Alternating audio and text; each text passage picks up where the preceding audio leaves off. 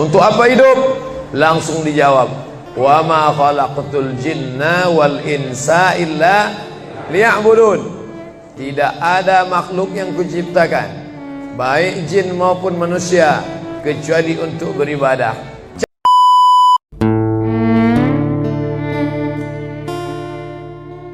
Bersyukur kepada Allah dengan mengucapkan alhamdulillahi rabbil alamin. Berselawat kepada Rasulullah dengan mengucapkan Allahumma salli ala Sayyidina Muhammad wa ala ali Sayyidina Muhammad. Allahumma salli wa sallim wa barik alaih. Yang sama-sama kita hormati Bapak Ketua beserta seluruh pengurus Masjid Al-Qalam, hadirin hadirat, muslimin muslimat, alim ulama, sedik pandai, tokoh masyarakat. InsyaAllah kita semua dimuliakan Allah subhanahu wa ta'ala. Amin ya rabbal alamin. Judul kita subuh ini sebagaimana tertulis, untuk apa kita hidup. Itulah agaknya yang dibicarakan ibu-ibu di atas sampai ribut betul. Untuk apa kita ini hidup? Pertanyaan ini tidak bisa dijawab oleh akal manusia. Makanya Sokrates, seorang filosof dulu Yunani, berkata, untuk menjawab mengapa kita hidup, perlu hidup 500 tahun lamanya. Tak cukup umur. Mau pikir, untuk apa kita hidup? Sampai akhirnya karena tidak sanggup akal itu menjawab, maka diutuslah Nabi Muhammad sallallahu alaihi wasallam. Mata saya hanya bisa melihat apa yang ada dalam masjid ini saja. Saya tak tahu berapa banyak jamaah di luar. Maka karena mata ini terbatas, saya ini manusia yang lemah. Telinga juga hanya bisa mendengar apa yang dibicarakan sekeliling dan atas saja. Apa yang dibicarakan orang di luar sana saya tak tahu. Maka saya manusia yang lemah. Akal juga begitu, tidak bisa menangkap saya ini habis mati nanti mau kemana. Maka saya manusia lemah. Allah maha tahu, maka dia kirimlah salah satu makhluknya ingin menjelaskan kau untuk apa, sedang di mana dan akan kemana. Dan makhluk itu bernama Nabi Muhammad sallallahu alaihi wasallam. Untuk apa hidup? Langsung dijawab, wa ma khalaqtul jinna wal insa illa liya'budun. Tidak ada makhluk yang kuciptakan, baik jin maupun manusia, kecuali untuk beribadah. Cara beribadahnya bagaimana? Langsung dijawab, wa ma arsalnaka illa rahmatan lil alamin. Bagaimana cara perbuatannya? Langsung dijawab, laqad kana lakum fi rasulillahi uswatun hasanah. Maka Al-Quran itu menjawab pertanyaan-pertanyaan. Yas'alunaka 'anil mahid, mereka bertanya kepadamu tentang maaf perempuan haid. Qul huwa adza, katakan itu kotor, tidak baik. Yas'alunaka 'anil yatama, mereka bertanya kepadamu tentang anak yatim. Yas'alunaka 'anil khamri wal maisir, mereka bertanya kepadamu tentang khamar dan judi. Yas'alunaka madza yunfiqun, mereka bertanya kepadamu apa yang mesti mereka sedekahkan. Yas'alunaka 'anil ruh, mereka bertanya kepadamu tentang ruh. Qulir ruhu min amri rabbi, katakan ruh urusan Allah Subhanahu wa taala. Wa ma utitum minal ilmi illa qalila, tidaklah kamu diberi pengetahuan tentang itu melainkan hanya sedikit saja. Jadi Al-Quran menjawab berbagai pertanyaan yang tak dapat dijawab oleh survei, tak dapat dijawab oleh lembaga penelitian riset. Dia menjawab apa yang tak bisa dijawab akal manusia. Pepatah Melayu berkata, kalau galah panjang sejengkal, jangan laut hendak diduga. Galah artinya bambu. Orang kalau naik rakit bambu mesti ditanamkan ke dalam sungai. Kalau panjangnya cuma sejengkal, jangan laut hendak diduga. Itulah orang yang terlalu memaksakan akalnya, akhirnya ngomong sendiri dan senyum sendiri. Akhir puncak daripada akal adalah ngomong sendiri, senyum sendiri. Angkot lewat pun dia senyum. Nauzubillah. Oleh sebab itu kita yang sangat rendah, hina ini mengaku lemah. Aku berserah kepada Engkau ya Allah. Berserah itu bahasa Arabnya istislam. Makanya kita ini tadi mengaku di hadapan Allah hanifan musliman. Aku condong kepada kebenaran, musliman, dan aku hanya berserah diri kepada Engkau ya Allah ya Rabbal Alamin. Makanya apa kata Allah kita ikut. Padahal ini akhir pekan, weekend, maunya santai, tapi kita ikut apa kata Allah Subhanahu wa taala. Bangun subuh ikut. Padahal ini mestinya santai di rumah, tidur-tiduran, membalaskan sakit hati hari Senin, hari Selasa, hari Rabu, hari Kamis, hari Jumat. Ini hari Sabtu, tapi justru hari Sabtu bersusah payah, berdingin-dingin di luar. Bahkan kabarnya jam 3 sudah ada yang datang ke masjid ini. Bahkan ada yang mabit di samping danau. Bayangkan itu. Orang mabit di Musdalifah, yang mabit di samping danau. Oleh sebab itu maka ini apa yang membuat makhluk ini bisa begini? Itu semua adalah orang-orang yang mengerti untuk apa kita hidup. Karena hidup adalah untuk beribadah. Bangun tadi dari tidur langsung beribadah. Buka mata, ibadah pertama adalah zikir. Alhamdulillahillazi ahyana ba'dama amatana wa ilaihin nusyur.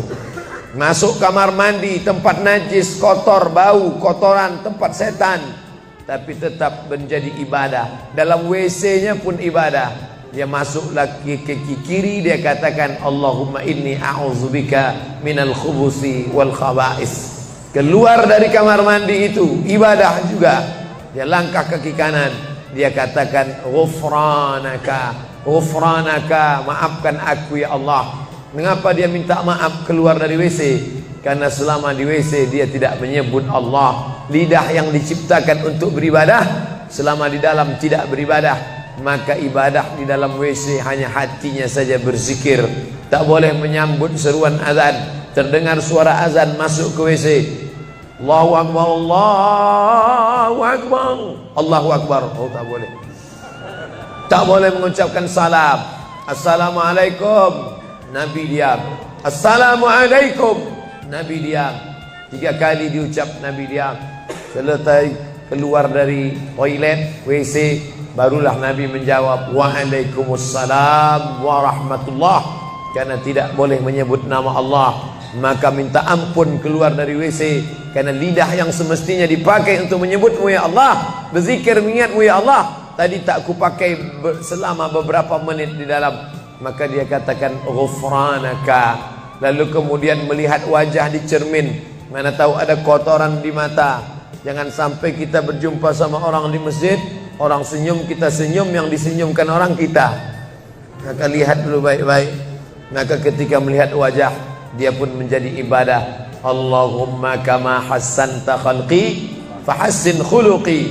Sebagaimana kalau kau sudah perbaiki bentuk ciptaanku ini menjadi sempurna, maka perbaikilah akhlakku ya Allah. Lalu setelah itu berangkat dari rumah menuju masjid, beribadah juga. Bismillahi tawakkaltu 'ala Allah, la haula wala quwwata illa billah. Setiap langkah kaki ke Masjid Al-Qalam ini bernilai 1 langkah menghapus dosa. Langkah kedua mengangkat derajat. Langkah ketiga menghapus dosa. Langkah keempat mengangkat derajat. Tidak tanggung-tanggung, derajatnya diangkat Allah. Siapa yang duluan datang langsung dapat di depan. Tapi ada orang terlambat tetap tinggi juga derajatnya. Mana dia? Ini yang di atas. Siapa bilang perempuan direndahkan, dihinakan? Perempuan dimuliakan. Mana contoh perempuan dimuliakan? Kalau mau tahu, datanglah ke Masjid Al-Qalam. Perempuan dimuliakan. Bapak Ibu yang dimuliakan Allah, masuk ke dalam masjid, langkah kaki kanan, Allahumma inni as'aluka min fadlik. Itu doa nanti keluar. Tapi ketika akan masuk, apa doanya? Allahumma ya Allah, iftah li, bukakan untukku abwaaba rahmatik, pintu rahmatmu, bernilai ibadah. Duduk berzikir, jangan ngobrol, jangan cerita. Foto Pak Ustaz, sikit-sikit boleh. Lalu kemudian selama itu tertulis tadi di atas. Itulah hebatnya masuk ke Masjid Al-Qalam, tidak hanya mendengar ceramah dapat pengajian. Ketika saya masuk tadi, dengar suara azan, ada tulisan hadis riwayat Al-Bukhari. Siapa yang mendengar seruan azan lalu menyambut seperti bunyi yang diucapkan muazzin, kecuali pada hayya 'alas shalah, hayya 'alal falah, dia baca la haula wala quwata illa billah, ditutup dengan doa wasilah. Allahumma rabba hadhihi da'wati tammah wassalatil qa'imah, dimintakan untuk Nabi Muhammad, ati sayyidana Muhammadanil wasilah wal fadilah wasyarafa wad darajatal aliyatar rafi'ah. Yang kelima, wa ba'athullahumma maqaman mahmuda alladhi wa'adtah innaka la tukhliful mi'ad. Maka kata Nabi, halat laku syafaati yaumal qiyamah, layaklah dia mendapat syafaatku hari kiamat. Makanya selama duduk di depan tadi, tak ada satupun yang ngobrol, semuanya menyambut seruan azan. Allahu Akbar, Allahu Akbar, Allahu Akbar, Allahu Akbar. Ada kawan sebelah ngajak ngobrol, gimana bro program mancing kita? Allahu Akbar, Allahu Akbar. Nah, cerita tak tentu arah. Ini kita sedang beribadah kepada Allah Subhanahu wa ta'ala. Lalu kemudian selesai azan, salat sunat yang balasan pahalanya khairum minad dunya wa ma fiha, lebih baik daripada dunia dan seisinya. Apa itu? Qabliyah subuh. Sampai-sampai andai terlambat qabliyah subuh, tetap boleh dilaksanakan setelah subuh. Habis salat subuh barulah dilaksanakan qabliyah subuh. Tapi kalau sudah sama-sama ngaji, tapi kalau nanti pulang kampung, justru sekarang orang di kota ngaji, di kampung tidak ngaji. Zaman dulu di kampung ngaji, di kota tidak ngaji. Sekarang dunia sudah mau kiamat. Di kampung orang ngaji, di kampung orang tidak ngaji. Kenapa? Parabola masuk desa. Oleh sebab itu, maka kalau di kampung itu tidak ada pengajian, mereka tidak tahu bahwa qabliyah subuh diganti setelah subuh. Nanti pas mau bulan puasa pulang kampung, jangan qabliyah subuh setelah subuh. Karena nanti begitu mereka lihat, loh apa tuh? Sejak tinggal di Bekasi ikut aliran sesat. Dan dia tidak tahu bahwa sholat qabliyah subuh itu jangan sampai tinggal. Andai tertinggal, tetap dilaksanakan setelah sholat subuh. Ayatnya diatur. Ayat pertama, qul ya ayyuhal kafirun. Ayat yang kedua, qul huwallahu ahad, Allahu samad, lam yalid wa lam yulad wa lam yakul lahu kufuwan ahad. Andai masuk ke dalam masjid, kebetulan jamnya langsung nampak kelihatan, iqamat tinggal 2 menit lagi, iqamat 2 menit, tak mungkin sholat 4 rakaat. Pilihannya tahiyatul masjid atau qabliyah, qabliyah atau tahiyatul masjid. Kalau melaksanakan tahiyatul masjid tidak dapat qabliyah. Tapi kalau melaksanakan qabliyah, automatically dapat tahiyatul masjid. Oleh sebab itu, andai terlambat, waktu tinggal 2 menit, maka laksanakanlah qabliyah subuh. Tapi jangan gara-gara ini terlambat terus. Yang paling afdal cepat datang. Apa kata jamaah? Yang lambat kan ustaz, kami cepat datang. Bapak Ibu yang dimuliakan Allah Subhanahu wa ta'ala, selesai itu salat subuh. Kalau qabliyahnya lebih baik daripada dunia dan seisinya, apalagi salat subuhnya. Begitulah. Kalau qabliyahnya saja yang pendek ayatnya lebih baik daripada dunia dan seisinya, apalagi salat subuhnya. Lalu pahala salat subuh itu apa? Tak ada yang tahu. Makanya kata Nabi, lau ya'lamuna ma fil atamati was subhi, andai mereka tahu pahala salat subuh berjamaah, la atauhuma habwan, mereka akan datang ke Masjid Al-Qalam walaupun merangkak, habwan, lumpuh, sakit kakinya, dia akan datang kursi roda tak ada, yang mendorong tak ada, datang dia ke masjid ini walaupun merangkak. Kenapa mereka tidak datang? Karena mereka tidak tahu. Kenapa mereka tidak tahu? Karena mereka memang tidak cari tahu dan tak mau tahu. Dan sampai masanya mereka nanti akan menyesal saat melihat orang-orang mendapatkan balasan. Muttaqina fiha 'alal araik, mereka duduk di atas kursi-kursi istana surga, tersenyum melihat orang-orang yang dulu tak peduli pada sholat subuh. Mudah-mudahan kita semua istiqomah insyaallah. Jadi Ustadz, kalau hidup ini cuma untuk ibadah, sholat, masjid, baca Quran, zikir, gimana kami mau mencari nafkah? Gimana kami mau buka ruko? Gimana kami mau bisnis? Gimana kami mau tanam kelapa sawit? Gimana kami mau proyek batu bara? Gimana kami mau ternak ikan? Ini mesti dipahami bahwa ibadah itu dibagi dua. Satu namanya ibadah mahdah, pure, original, murni, tidak bercampur dengan apa-apa. Yang satu lagi tidak ibadah tapi bernilai. Nah, ini mesti dipahami. Bapak yang masuk kantor dari jam 8 pagi sampai jam 4 sore itu ibadah. Karena kalau itu tidak ibadah, habislah waktu kita. Makanya yang bekerja niatkan ibadah. Sehingga kalau istrinya nanya, "Mas kok lama pulang?" Ibadah nih, Mas. Tapi jangan gara-gara ini di kantor itu ibadah, lalu ketika azan di masjid kantor berkumandang, hayya 'alas shalah, dia terus ngetik, "Mas, ayo ke masjid." Enggak, ini pun juga ibadah. Kau ibadah aja ke sana, aku ibadah di sini. Itu juga enggak benar. Karena ibadah itu dibagi dua. Satu yang murni, pure, tidak bercampur dengan apapun, namanya ibadah mahdah. Salat, baca Quran, zikir, iktikaf. Tapi ada satu lagi tidak ibadah, tapi kalau diniatkan dia bernilai ibadah. Termasuk ibu-ibu yang hamil 9 bulan 10 hari, itu ibadah. Kalaulah 9 bulan 10 hari itu tidak ibadah, betapa tidak adilnya Allah. Masa kita yang duduk-duduk di masjid dapat pahala ibadah, dia yang muntahnya, yang ngidapnya tak dapat ibadah. Tadi malam begitu sampai di airport langsung SMS masuk, "Ustadz, keluar dari pintu berapa? Ini ada perempuan ngidam mau ketemu." Saya keluar dari pintu 4, kami sudah standby di pintu 4. Lantai berapa? Lantai paling atas. Oke, sampai di sana lihat perempuan tidak pakai jilbab, pakai celana jeans. Saya udah mau marah. Ini kenapa? "Mohon maaf Pak Ustadz, non muslim." Astagfirullah. Rupanya non muslim hamil ngidam mau jumpa Ustadz Somad. Mudah-mudahan anaknya jadi anak soleh.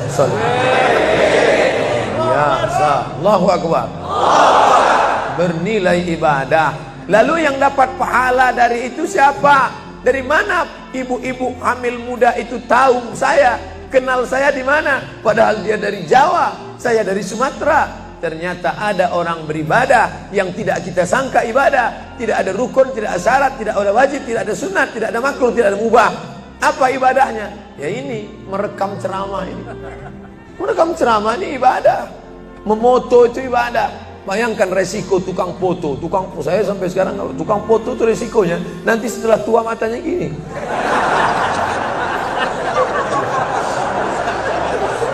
Tapi kalau mereka niatkan ikhlas untuk ibadah, maka insya Allah sehat walafiat. Ini sampai sekarang yang banyak moto-moto ustadz itu mana ada matanya tetap aja sehat. Kenapa? Karena diniatkannya untuk ibadah. Hidup ini kalau berniat ibadah tidak ada capeknya, tidak ada lelahnya. Kenapa? Karena mengharapkan balasan dari Allah. Ilahi anta maksudi wa ridhaka matlubi. Yang kumaksud hanya engkau ya Allah, dan ridhamu lah yang kucari. Suatu ketika saya sampai di sebuah kabupaten kota. Saya tanya ke Pak Bupati, "Pak, ya, kenapa Bapak buat pengajian untuk PNS hari Kamis pagi? Pagi Kamis buat pengajian tablik akbar. Apa manfaatnya menurut Bapak sebagai pimpinan daerah?" Ternyata Ustadz Somad, kami sudah coba formula macam-macam untuk PNS ini. Pertama kami undang motivator dari Jakarta. Akhirnya di gedung hotel dengan biaya mahal. Lalu kemudian dengan infocus suara menggelegar. Semangat, semangat, semangat. Keluar dari situ lesu. Motivatornya pulang, pegawai letoy. Akhirnya kami buat undang tentara dengan bapak polisi, baris berbaris, siap, siap. Pak polisi pulang, gak siap lagi. Ternyata yang disentuh paling mantap bukan fisiknya, bukan matanya, bukan pakai infocus, bukan pakai suara menggelegar, tapi yang disentuh adalah hati. Dan satu yang bisa menyentuh hati itu adalah agama. Itulah makanya ibu bapak coba nanti kalau mau buat praktek, buat satu kotak, buat satu lagi kotak. Ada 2 kotak. Kotak ini buat voucher namanya sumbangan. Kotak ini buat juga voucher tulisannya sodakoh. Lihat mana yang paling banyak diambil umat Islam, sumbangan apa sodakoh? Sodakoh, padahal nilainya sama. Sumbangan 100.000, sodakoh 100.000. Bapak ibu silakan ambil untuk anak yatim fakir miskin kita. Pasti voucher yang paling banyak diambil adalah sodakoh. Kenapa? Karena mereka menganggap sumbangan tak ada pahalanya, karena bukan bahasa Arab. Apa dia? Sumbangan. Enggak ada dalam Quran. Ya ayyuhalladzina amanu, sumbangan. Yang ada adalah sedekah. Innamas shadaqatu lil fuqara wal masakin wal 'amilina 'alaiha wal mu'allafati qulubuhum wa fir riqab wal gharimin wa fi sabilillah wa ibnis sabil. Itulah mengapa yang disentuh itu bukan nalar otaknya, tapi yang disentuh itu adalah hatinya. Ala fil jasadi mudghah. Ketahuilah dalam jasad itu ada segumpal. Idza salahat salahal jasadu kulluh. Kalau yang segumpal itu baik, maka yang lain ikut menjadi baik. Wa idza fasadat fasadal jasadu kulluh. Kalau yang segumpal itu rusak, jahat, kotor, hitam, gelap, maka yang lain ikut menjadi rusak. Ala wahyal qalb, hati. Jagalah hati. Itu yang selalu dipesankan Ustadz kita Agib. Jagalah hati. Jangan kau terserah. Bapak Ibu yang dimuliakan Allah, salah satu yang merusak manusia sekuler, membagi 2. Di masjid ibadah, di kantor tidak ibadah. Fatal. Di masjid dianggap ibadah. Jangan heran kalau ada orang di masjid khusyuk, takut nengok ke atas, melihat hanya tempat sujud saja. Allahu Akbar, tidak mau lihat ke atas. Kenapa? Dia khusyuk. Tapi di kantor dia lebih setan daripada setan. Kenapa? Berasal dari pemahaman yang salah. Karena dia sudah bagi 2. Di masjid ibadah, di kantor tidak ibadah. Bahkan yang lebih fatal, yang kotor-kotor di kantor bisa dibersihkan di masjid. Kotor. Akhirnya untuk membersihkannya pergi dia ke masjid. Laundry yang paling besar Masjidil Haram. Sampai di sana nangis di pintu Ka'bah. Ya Allah, dah selesai bersih. Enak aja. Bukan begitu ajaran Islam. Labbaik Allahumma labbaik, labbaik Allahumma labbaik. Apa kata malaikat? La labbaik wala sa'daik. Kau tidak dapat panggilan, kau tak dapat kebahagiaan, kau tak dapat haji mabrur, kau tak dapat surga. Zaduka haram, karena kau berangkat dengan uang haram. Oleh sebab itu pemahaman Islam mesti utuh. Semua adalah ibadah. Kalaulah gerak tidak ibadah, betapa menyakitkannya bapak-bapak polisi di jalan raya kena panas terik, padahal dia tidak ada penutup kepala di atas, berkeringat berpeluh. Mereka tetap merasakan itu sebagai ibadah. Tentara yang membela negara, angkatan laut di perbatasan sana, datang kapal-kapal perompak dari Thailand ingin mengambil ikan kita, tenggelamkan. Itu kalau tidak nilai ibadah, dia takut. Jangan-jangan sebelum kita tenggelamkan, kita duluan ditembaknya tenggelam. Maka itu mesti ada nilai ibadah di dalamnya. Itulah yang membangkitkan semangat jihad. Jamaah bertanya, Ustadz kemarin dari Jambi, terus kemudian terbang ke Miri, besok baru pulang ke Pekanbaru. Apa Ustadz? Saya lihat Ustadz dari tadi mengantuk saja. Iyalah, sampai tadi malam ke hotel jam 12, baru tidur jam 1 karena ada yang mau ditulis. Jam 3.30 sudah bangun ceramah. Tapi begitu berjumpa dengan jamaah orang ramai, bangkit semangat. Habis ceramah ini tanya jawab, semangat lagi. Habis itu baru lesu. Dan tidurnya itu pun ibadah. Bayangkan tidurnya itu ibadah. Itulah mengapa banyak orang pengajian sambil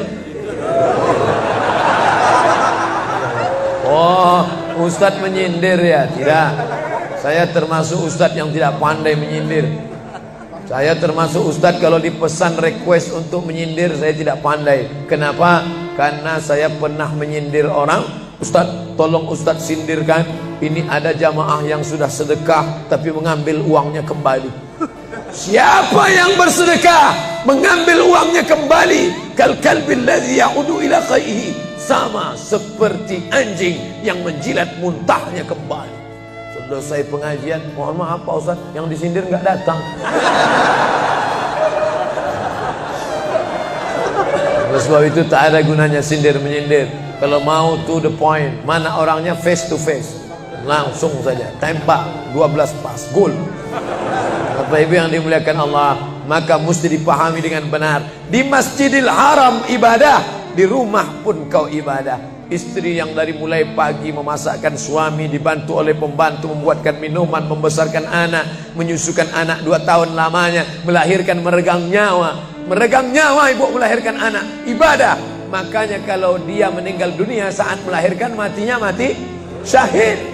Saking senangnya suaminya mendapatkan seorang istri yang syahid, tak menangis dia. Begitu tegarnya bapak, tidak meneteskan air mata. Tidak Pak Ustaz, aku melepas seorang syahid, 3 syahid lagi siap menanti. Peace, damai. Biasanya ibu-ibu kalau bawa cerita ini, kalau gini pulang aja lah kita kan. Jangan bercanda, serius sekali. Nah, tapi yang saya katakan tadi itu semuanya ibadah badan. Melangkah dari rumah, ibadah badan. Membukakan mata, ibadah badan. Mendengar ceramah, ibadah badan. Membaca Quran, ibadah badan. Berzikir, likulli sulama minkum sedekah. Setiap tulang-tulang sendi ada sedekahnya. Subhanallah, subhanallah, subhanallah, subhanallah, subhanallah, subhanallah. Itu ibadah badan. Tapi ada bukan ibadah badan. Apa dia? Itulah yang 7 macam. Zakat, wakaf, infak, sedekah, wasiat, hibah, ghanimah. Nah, itu ibadah harta. Mana yang lebih banyak? Ibadah harta apa ibadah badan? Ibadah badan. Kalau ibadah harta tak banyak. Zakat, wakaf, infak, sedekah, wasiat, hibah, ghanimah, rampasan perang.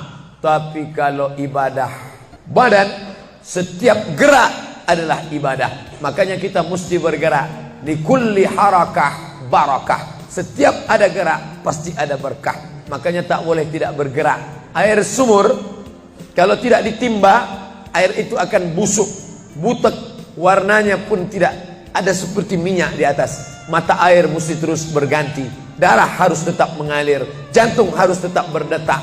Makanya jangan pernah kosong dari aktivitas. Fa idza farata fansab. Selesai dari satu ibadah, pindah ibadah lain. Selesai ibadah tegak, pindah ibadah ruku. Habis ibadah ruku, pindah ibadah tegak. Habis ibadah tegak, pindah ibadah sujud. Habis ibadah sujud, pindah antara 2 sujud. Selesai sudah salat, lalu kemudian puasa. Selesai puasa, lalu kemudian berzakat. Selesai zakat, lalu kemudian mengitari Ka'bah. Subhanallah walhamdulillah wa la ilaha illallah wallahu akbar. Selesai itu melontar jumrah. Selesai itu menggunting rambut. Selesai itu berzikir. Tidak pernah kosong. Sampai kapan? Sampai malaikat maut mencabut nyawa dan ucapan terakhir yang keluar dari mulut adalah la ilaha illallah. Itulah jawaban tentang pertanyaan untuk apa kita hidup di dunia. Nanti kalau ada anak, ibu, bapak, tetangga, kawan, sahabat, andai tolan bertanya, untuk apa kita ini hidup? Tak usah jawab, putarkan aja videonya. Itulah enaknya zaman sekarang. Kalau dulu mesti diingat. Saya dulu pulang sholat Jumat, mak saya manggil, sini, ya mak, ceritakan apa isi khutbah khotib tadi di masjid. gini. Itulah awal saya ceramah. Jadi saya paham mengapa saya menjadi ceramah sekarang, dan saya tidak pernah merasa menceramahi Bapak Ibu. Saya tidak pernah merasa mengguru-gurui. Saya hanya seperti seorang anak sedang bercerita pada ibunya saja. Tadi mah kata khotib itu begini. Anak sekarang enggak. Apa kata khotib tadi? Ini MP3-nya.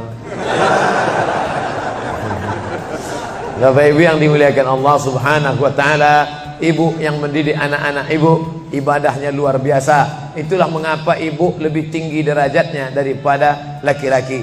Ilzam rijlaiha, kau urus tapak kakinya, fatammal jannah, kau dapati surga di sana. Di bawah tapak kakinya surga, al jannatu surga, tahta di bawah aqdam kaki al ummahat, ibu-ibu. Kenapa begitu? Karena ibadah dia yang luar biasa, tidak bisa dilakukan oleh laki-laki. Salat kita bisa, puasa kita bisa, tawaf kita bisa, sa'i kita bisa, melontar jumrah kita bisa, tahallul kita bisa. Tapi ada yang kita tak bisa. Apa dia? Mengandung kita tak bisa. Siapa yang mau coba mengandung, keluar dari sini, ambil bola voli, ikat di perut. Melahirkan kita tak bisa. Siapa yang ingin coba melahirkan, keluar dari sini, telanlah jeruk bulat-bulat. Habis itu keluarkan bulat-bulat. Menyusukan kita tak bisa, dan itu ibadah. Tapi bukan ibadah mahdhah. Dia tidak selevel dengan salat, zakat, puasa, haji. Tapi ibadah ini berkualitas. Ibadah badan sudah, ibadah harta sudah. Ada ibadah yang terakhir, yang ketiga. Kalau ibadah badan berkeringat, lelah, capek, ibadah harta, duit habis. Tapi ada ibadah satu lagi, tak nampak di mata. Apa dia? Ibadah hati. Itulah dia ikhlas. Orang yang ikhlas tak tampak. Ikhlas, ridha, qanaah, tawakal, zikir, muhasabah, muraqabah, tazkiyatun nafs, mensucikan hati dari penyakit hati, riya, sum'ah, takbur, sombong, hasad, busuk hati. Itu ibadah. Kenapa begitu? Disitulah letak adilnya Allah. Man bana masjidan, siapa yang bangun masjid, banallah mislahu baitan fil jannah, dibangunkan Allah untuknya satu istana di dalam surga. Bapak Ibu yang ikut membangun masjid ini, mudah-mudahan diberikan Allah Ta'ala balasan melimpah ruah. Kami nggak bisa Pak Ustadz. Jangankan bangun masjid, buat rumah kami aja kami nggak bisa. Allah Maha Adil. Kalau kau tidak bisa dengan ibadah harta, maka kau dengan ibadah tangan. Apa dia? Ikut gotong royong masjid. Nampak ada pembangunan masjid, ikut ngecornya, pasangnya. Tapi dengan syarat menyelesaikan masalah. Jangan buat masalah. Man shalla isnatai asyarata rakaat, siapa yang salat 12 rakaat fil yaumi wal laila, sehari semalam, bunyalahu bihinna baitun fil jannah, dibangunkan untuknya satu istana di dalam surga. Sama macam orang yang bangun masjid, salat 12 rakaat. Kamu bisa bangun masjid? Bisa. Bagus. Kamu? Saya nggak bisa. Amal saya apa? Tenang, ada amal. Allah Maha Adil. Salat 12 rakaat. 2 rakaat sebelum subuh, 4 rakaat sebelum zuhur, 2 rakaat setelah zuhur, 2 rakaat setelah maghrib, 2 rakaat setelah isya. 12 rakaat. Saya nggak bisa Pak Ustadz, sedang terbaring di rumah sakit, kaki sakit, kepala sakit, hati sakit, jantung sakit. Stop, jangan lanjutkan. Aku tak sampai hati mendengar penderitaan. Jadi amal saya apa Pak Ustadz? Ada satu amalmu. Apa dia? Ridha, menerima takdir Allah Subhanahu wa ta'ala. Sakit Pak? Tidak. Kenapa? Sakitku hilangkan hatiku ridha. Man lam yasbir bibalai, siapa yang tak sabar dengan bala ujianku, walam yarda bi qada'i, yang tak ridha dengan takdirku, falyatlub rabban siwaya, carilah Tuhan selain aku. Kau sabar, kau ridha menerima itu. Apa balasannya? Lebih hebat daripada balasan orang yang bangun masjid, lebih besar daripada balasan 12 rakaat salat. Innama yuwaffas sabiruna ajrahum bighairi hisab. Orang yang sabar itu balasannya bighairi hisab, tak dapat dihitung, tak dapat dikira, unlimited. Begitulah Allah Maha Adil. Untuk apa kita hidup? Hidup untuk beribadah. Ibadah apa yang kita lakukan? Ibadah badan, ibadah harta, ibadah hati. Yang sudah melaksanakan tiga-tiganya, alhamdulillah. Yang baru melaksanakan satu, tambah. Yang satu pun belum, innalillah. Masjid ini besar. Kadang kita bangga masjid besar, rupanya APBN, anggaran pendapatan belanja negara. Bangga kita masjid megah, rupanya APBD, anggaran pendapatan belanja daerah. Patutlah masjidnya di tengah hutan, karena di situ tanah yang murah. Akhirnya pemukiman masyarakat jauh, masjid di tengah jalan, masjid di tengah perjalanan luar kota, jauh dari pemukiman masyarakat. Masuk kita ke dalam, tai kambing yang ada di dalam. Tapi masjid ini megah, mewah, 2 lantai, lengkap dengan kubah yang besar. Ini swadaya masyarakat. Saya tahu ini dari mana? Jamaahnya cerita. Kalau tidak, mana saya tahu. Ini masjid ini asli swadaya Pak Ustaz. Lama membangunnya Pak? Enggak lama, sebentar saja. Sebentar saja, sekejap langsung terkumpul 7,6 miliar uang. 7,6 M. Itu kalau dibelikan cendol berenang gitu. Bayangkan itu. Bisa terkumpul masyarakat. Padahal ibadah yang paling berat, ibadah harta ini. Banyak orang kalau diajak iktikaf, banyak. Ayo kita iktikaf, ramai. Ayo kita zikir ke Az-Zikra, ramai. Jangan lupa besok zikir ke Az-Zikra, hari Ahad pertama, sekaligus acara live Damai Indonesiaku TV One bersama Ustadz Abdul Somad LC. Tapi ada ibadah yang berat. Apa dia? Ibadah harta. Banyak orang ketika diajak muhasabah zikir malam, ya Allah, banyak dosa kami ya Allah, tapi dia susah menangis, meneteskan air mata. Tapi begitu lewat kota infak, memang menangis. Tak sampai hati melihat Bung Karno keluar dari dompet. Lewat kotak sodako infak, lama membuka dompet mencari patimuran. Nauzubillah.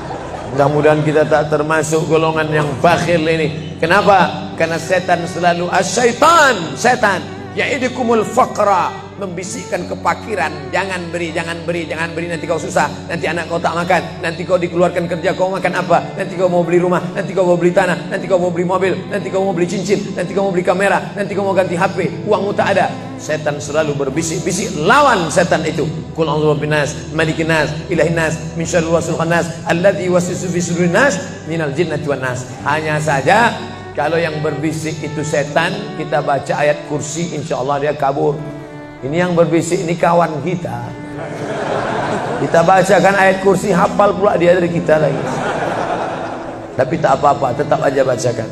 Allahu la ilaha illa huwal hayyul qayyum, la ta'khudhuhu sinatun wa la naum. Hembuskan ke wajahnya. Bapak Ibu yang dimuliakan Allah, setelah ibadah 3 ini kita lakukan, ibadah badan sudah, sholat subuh sampai melimpah ruah ke belakang. Saya dengar suara hati tadi, lapor, tenda sudah penuh, sudah melimpah ke jalan. Masya Allah. Ibadah harta sudah 7,6 M. Ibadah hati sudah, sabar, ridha, qanaah, tawakal.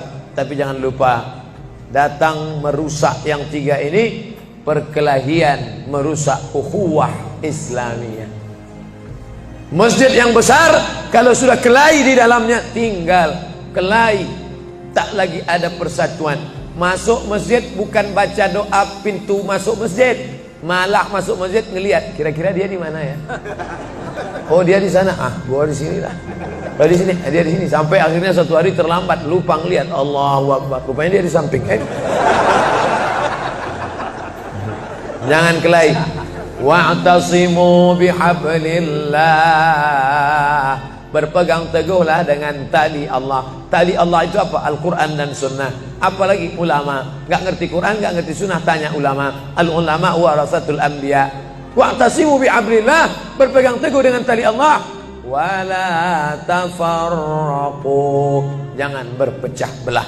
Coba lihat bunyi ayatnya. Andai ayat itu sampai bihablillah titik sudah cukup. Berpegang teguhlah dengan cara tali Allah. Cukup. Mengapa ujungnya tetap ditutup? Wala tafarraqu, jangan berpecah belah.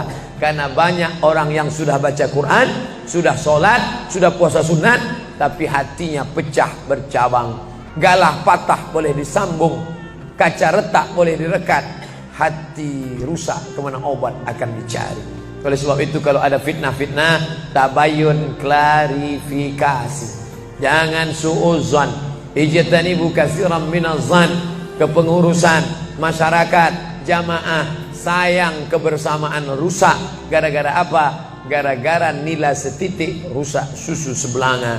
Gara-gara api di dalam sekam, ada kulit padi bertimbun, di dalamnya itu ada setitik api. Tiba-tiba api menyala, akhirnya semua menjadi abu, dan abu dihembus angin, tak berkesan sama sekali. Hilang 3 ibadah. Ibadah badan hilang, ibadah harta hilang, ibadah hati hilang. Gara-gara apa? Berkelahi. Ingat, setan tak pernah berhenti. Inna syaitan, setan ya'isa an ya'budahul musallun. Setan kalau sudah melihat orang sholat, dia tidak lagi goda mereka untuk menyembah. Sembahlah aku, sembahlah aku, sembahlah aku, sembahlah aku. Tidak. Tapi apa yang dia lakukan? Walakin fit tahrish, menanamkan permusuhan ke dalam hati orang yang sholat. Angkat jaga ini. Jangan kita bertengkar gara-gara masalah khilafiyah. Saya kalau jadi imam di masjid dekat rumah saya jadi imam, saya baca kunut. Dan imam-imam dekat rumah saya itu saya pesan harus baca kunut, karena saya berpegang mazhab Syafi'i. Tapi ketika sholat di Masjid Al-Qalam, saya tidak tahu jamaah di sini pakai kunut apa tidak. Saya tidak ingin merusak kebiasaan mereka. Mana tahu mereka ikut mazhab Hambali, mana tahu mereka Muhammadiyah, saya tidak tahu. Maka ketika diminta jadi imam, Ustaz jadi imam, batuk. Saya tak mau merusak, biarlah imam tetap saja. Rupanya imam di Masjid Al-Qalam tidak baca kunut, ya saya tetap ikut sholat. Apakah perlu saya ulang sholat saya? Tidak. Sholat saya sah. Karena apapun ormasmu, apapun mazhabmu, mau NU, mau Muhammadiyah, mau Perti, mau Persis, mau Al-Irsyad, mau Jamaah Tabligh, mau FPI, mau mazhab Hanafi, mazhab Maliki, mazhab Syafi'i, mazhab Hambali, semuanya sepakat sholat subuh itu wajib. Jadi yang wajib aja kita laksanakan. Adapun perbedaan teknisnya, yang satu pakai usolli, yang satu nggak pakai usolli, yang satu ngangkat tangannya ke telinga, yang satu ngangkat tangannya ke bahu, yang satu bismillahnya jahar, yang satu bismillahnya sir, yang satu ayatnya panjang, yang satu ayatnya pendek, yang satu pas mau turun sujud tangan duluan, yang satu lutut duluan, yang satu duduknya tapak kakinya duduk di tapak kaki kiri, yang satu duduknya langsung pantatnya ke lantai, yang satu telunjuknya ngangkat sekali, yang satu berkali-kali. Itu masalah teknis simple sederhana. Ada masalah yang lebih besar. Apa masalah kita yang lebih besar? Membeli tanah baru untuk buat sekolah Islam, membeli tanah baru, ruko baru untuk buat apa? 212 mat, kita mat. Orang Islam belanja di warung Islam. Alangkah indahnya, selesai acara sholat subuh bersama, pengajian bersama, selesai itu belanja beras minyak goreng bersama. Serbu. Sehingga bangkitlah ekonomi umat. Berapa pegawai bisa ditampung bekerja? Langsung membeli beras ke tempat-tempat tanaman masyarakat. Sehingga mereka tidak menjadi korban rentenir. Musim menanam diulur, kasih pinjaman pupuk, pinjaman tanah. Masa musim panen ditarik, mereka menjadi korban rentenir lintah darat. Disedot darah mereka sampai kering dan mati. Kita selamatkan dengan apa? Dengan market. Masjid punya market. Saya beberapa kali meresmikan market punya masjid di Masjid Raya Batam, Masjid Agung Batam. Itu di bawahnya ada super mini market untuk jamaah. Kemarin pulang dari Pulau Bintan, itu juga meresmikan di Dumai. Begitu juga. Nah, ini 212 Mart. Terserah namanya apa. Ada 212 Mart, ada namanya Kitamart, atau bisa juga buat Somart. Nah, bisa. Bapak Ibu yang dimuliakan Allah Subhanahu wa taala, maka visi misi kita ke depan, jauh melihat ke depan. Kami harus punya pusat perbelanjaan komunitas muslim, kami harus punya komplek perumahan muslim. Nah, ini semua yang akan menyelamatkan kita. Kalau sudah begitu, maka mengertilah untuk apa kita hidup, dan setelah itu kita pun mati dalam keadaan tenang. Baru anak kita bisa berkata, mari kita antar jenazah almarhum Abdul Somad menuju tempat peristirahatan terakhir. Karena memang benar-benar istirahat. Tapi berapa banyak orang tidak istirahat, karena amal badan tak ada, amal harta tak ada, amal hati tak ada. Tak pernah memikirkan masjid, tak pernah memikirkan umat, tak pernah memikirkan belanja umat, tak pernah memikirkan pendidikan anak-anak umat.